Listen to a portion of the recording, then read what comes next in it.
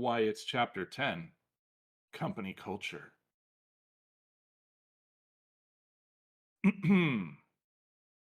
What is company culture?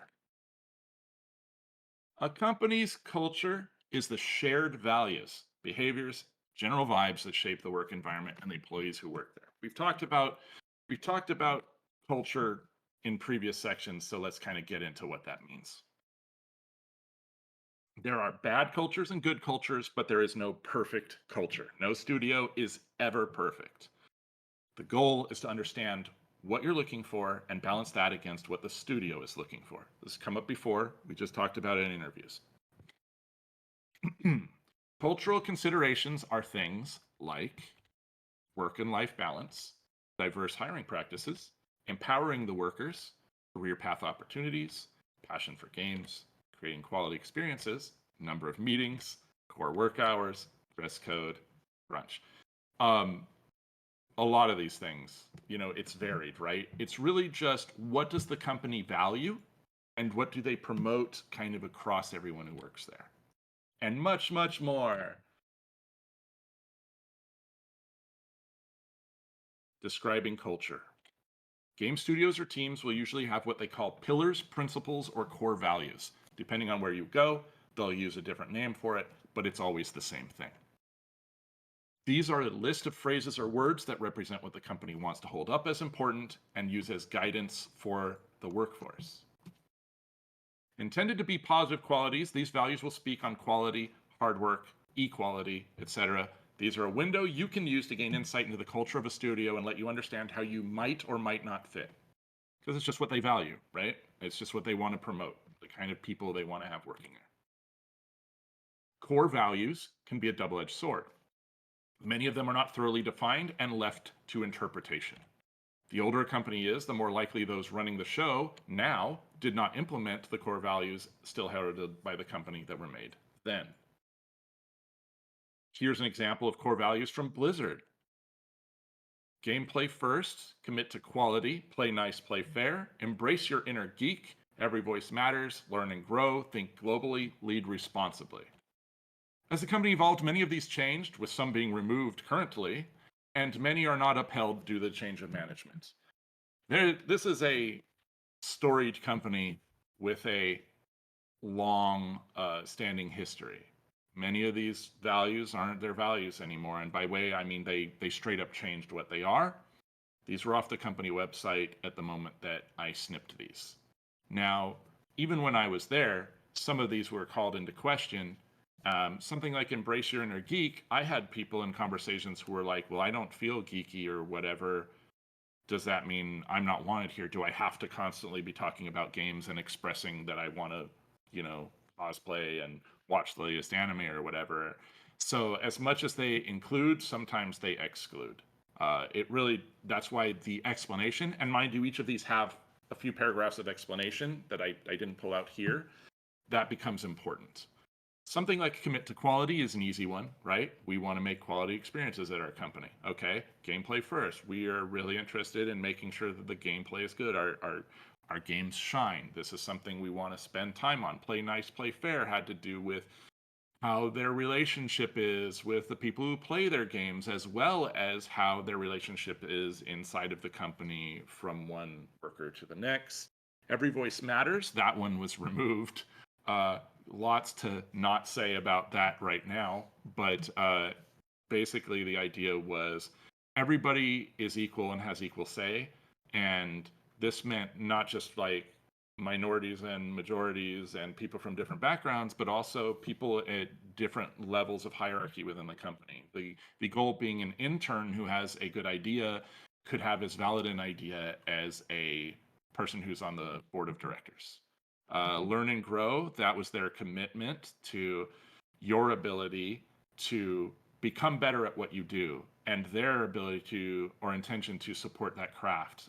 One of the ways they executed on this was providing reimbursement for classes or courses for art or whatever your discipline might be. Also, presenting different people who would do life drawing and things like that. Think globally. I mean, that's kind of self-explanatory. Lead responsibly. That's a fun one, isn't it?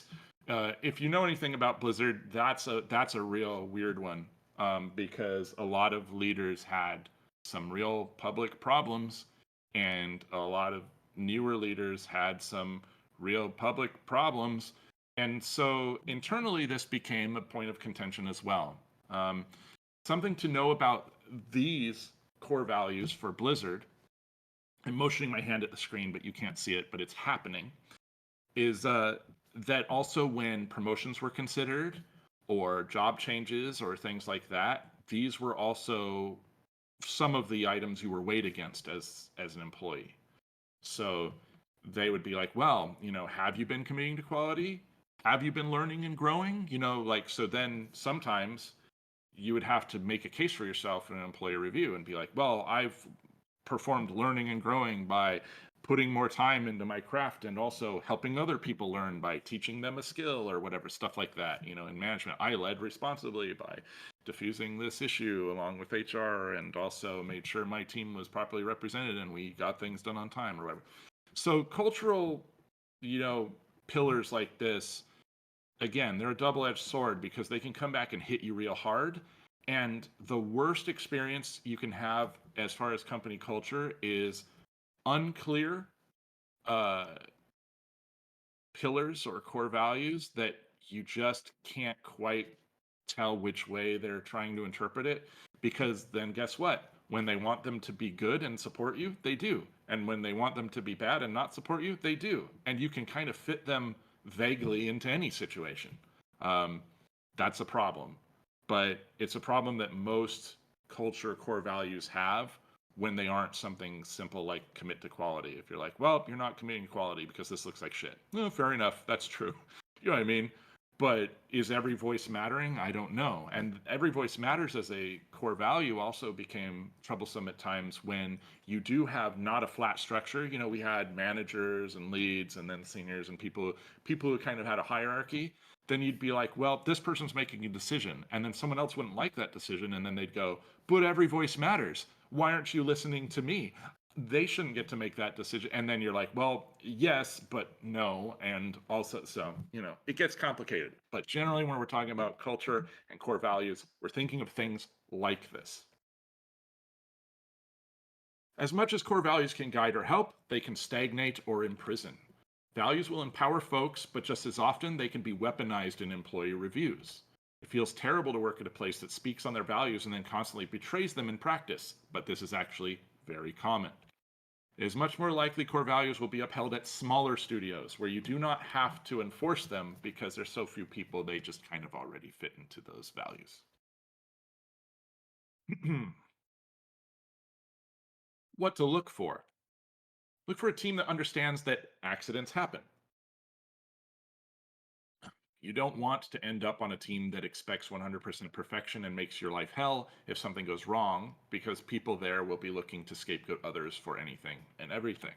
Look for a place that shows signs they want their employees to be happy.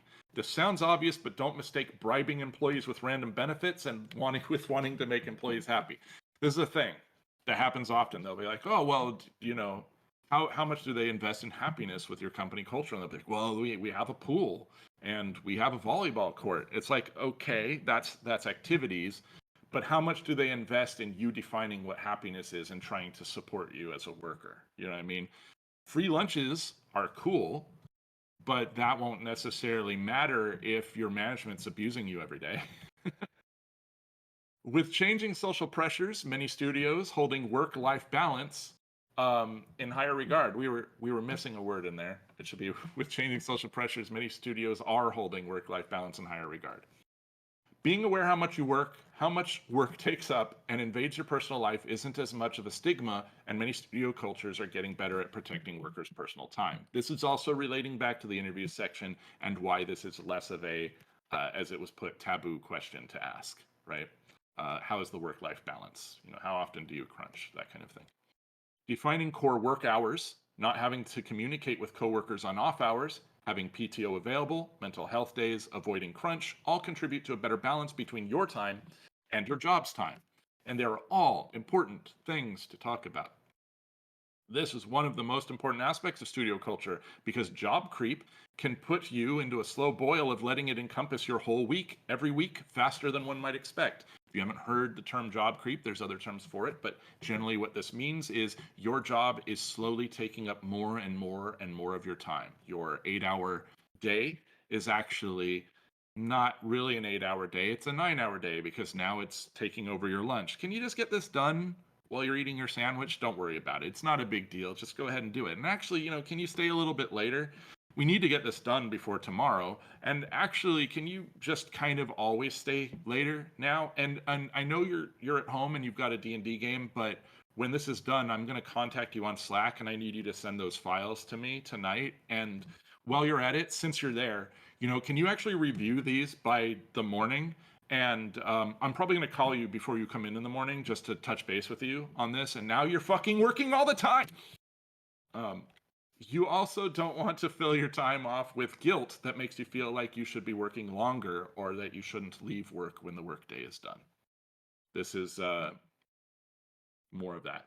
These feelings can easily be weaponized by leadership to try to get free labor from you. Protect yourself. Ensure that a company's culture will help to enforce this. One of the biggest risks to your work to pay ratio is a job that uses salary pay as an excuse to get tons of overtime out of you, which translates to unpaid work. So, if you do not know, when you are paid in salary, you are given a set amount per year for your work, meaning that no matter how much you work during a week, you are paid a set amount for it. Meaning, if you do overtime, you're generally not going to be paid overtime. If you work less, you're still going to be paid the same. So sometimes what will happen in these situations is they'll want to make sure they're getting their money's worth out of you, so they'll micromanage you or whatever. This is fine within reason and expected to a degree if you're not trusted or you're early in, but they still pay salary to you. This is actually another reason why salary tends not to be paid as often to junior or mid-level positions. I know this is the case at Blizzard, that you have to actually check in by time clock and that'll determine your pay. But once you go to senior, you're on salary. But it means that they can try to push in more work because, hey, you're on salary. And if they get more work out of you, the company is actually essentially getting free labor. Some studios, like Blizzard, the reason Blizzard pops up a lot is I've had experience with them and a lot of people I know work there, but this applies to plenty of companies, don't worry. But specifically here, Blizzard allows pets on campus. This is great for people who love dogs and such, but totally sucks for people who are nervous around animals or allergic. Be aware of these types of policies and how they balance with your working needs, because this goes under company culture. They have a dog culture, specifically a dog culture, moreover a pet culture. They do have a pet culture. There was somebody on the Hearthstone team who used to bring in their cat in their backpack, stuff like that, and it works out. Sometimes you get someone bringing a dog and it barks in your face for half a day, and then they're like, maybe don't bring that dog in again. But, it is a culture that exists and you'll need to navigate it. So these things should be talked about in interviews and whatnot. And again, it's a value that Blizzard holds pretty dear, especially with return to office. Conversely, look out for signs of toxic positivity. This is when honest feedback uh, is labeled bad. I missed that. This is when honest feedback is labeled as negative and problem solving are considered purely negative and set aside in favor of fake positive behaviors. It's used to hide problems. Basically, if you're like, wow, this sure is a problem, I should tell people and let's work to solve it. And they're like, oh, look at Mr. Negative Pants over here. We're supposed to be excited and feel good about this. Get on board, buddy. That starts to become a huge toxic positivity feedback loop, and it will tear teams apart and make your life a living hell. The goal is that you want to avoid negativity, but that quickly turns into hiding any form of negativity. And when your job is to solve problems and come up with good ideas, and you're saying that criticism is negativity, well, now you've got an issue. Balance is important, and that's part of culture. More studios have fallen victim to this approach in response to how many negative studio behaviors have come to light. It's called overcorrecting. It's a real thing, and we're in the middle of it. That's a pendulum that swings back and forth. Be mindful of it and how it matches up with where you're coming from. In closing, look for companies that focus on employee wellness as much as they offer fun experiences and parties. You want to know you have room for career growth and breathing room outside of your job. Don't just be tempted by, we have a martial arts room and we play D&D together, like you might be suffering in other areas. Look at all of culture as a whole. This all might seem obvious, but it gets overlooked easily or avoided in important conversation. Don't let access to cool stuff keep you tethered to a bad job. Always feel free to Always feel free to familiarize yourself with the core values of company and inquire in interviews as to how they feel they exercise these values day to day. It says day to day. I mean, it says day to do, but it's supposed to be day to day. Look, there was a lot of text on here. If you're watching this on YouTube, I appreciate you, but this is what doing shit live looks like. Time for questions. Are there questions about company culture before we move on?